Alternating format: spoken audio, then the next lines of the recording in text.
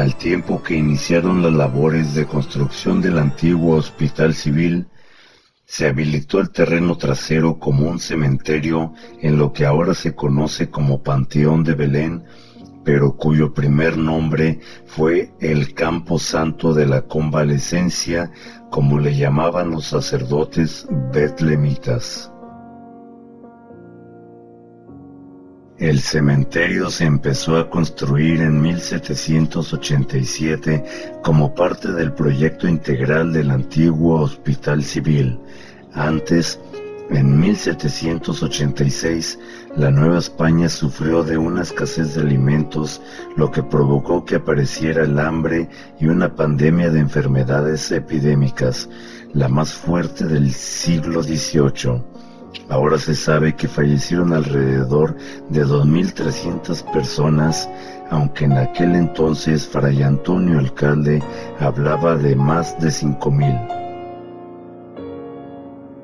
Inaugurado el 1 de enero de 2010 como museo, el Panteón de Santa Paula, ahora conocido como Panteón de Belén, fue construido en 1848 por el arquitecto Manuel Gómez Ibarra, a solicitud del obispo Diego de Arana y Carpintero, aunque solo funcionó un poco menos de 50 años, ya que fue cerrado el 1 de noviembre de 1896.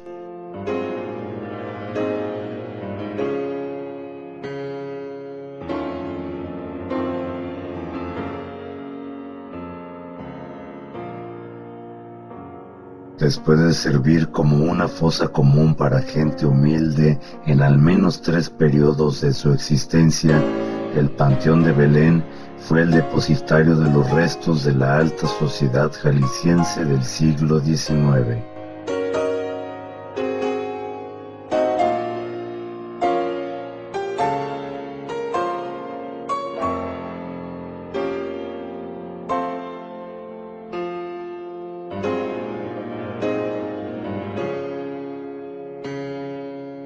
Posee una capilla coronada de influencia egipcia que fuera antes el mausoleo central, donde se encontraban los restos de hombres ilustres jaliscienses y que posteriormente fueron trasladados a la rotonda de los jaliscienses ilustres. En el centro del cementerio está este mausoleo con una cúpula similar a las torres de catedral.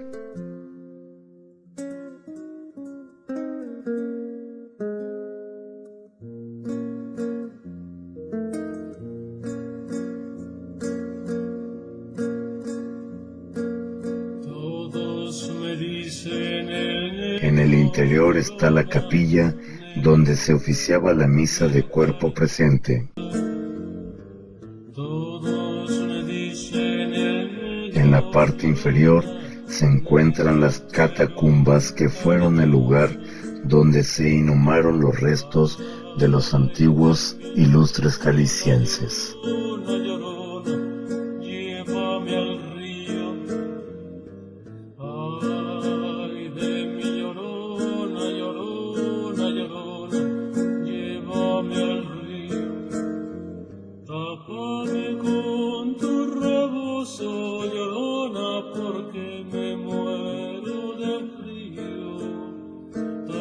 Cumplió una función muy importante. Era un lugar para enterrar a los que morían en el hospital. Normalmente eran los pobres, y para ese tiempo una condición muy importante que cumplía ese camposanto es que estuviera construido extramuros de la ciudad, o sea, hacia las orillas. Y se eligió ese lugar porque los contemporáneos decían que la ciudad ya no crecería porque estaba la barranca de Huentitán.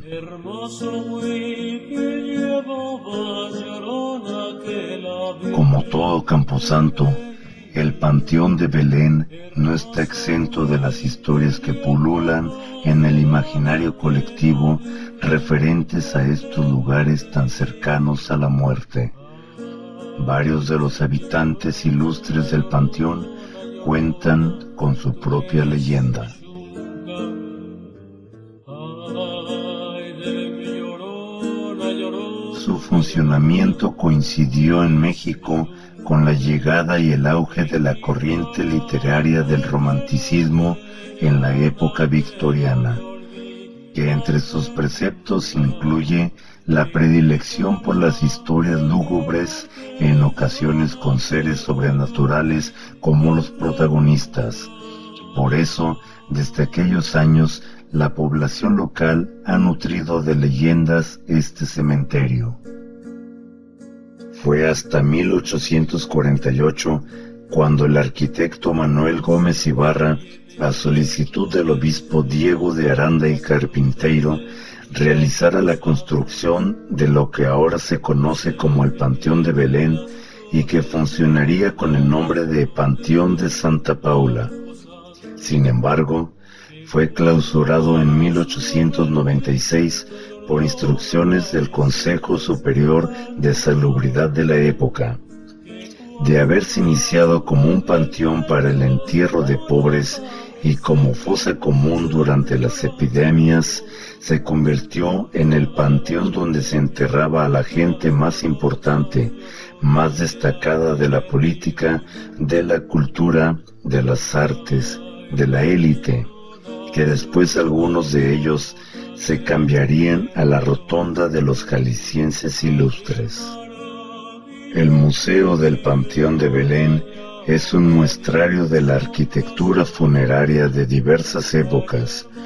Por su riqueza arquitectónica, está protegido por el Instituto Nacional de Antropología e Historia y es considerado Tesoro Arquitectónico Nacional.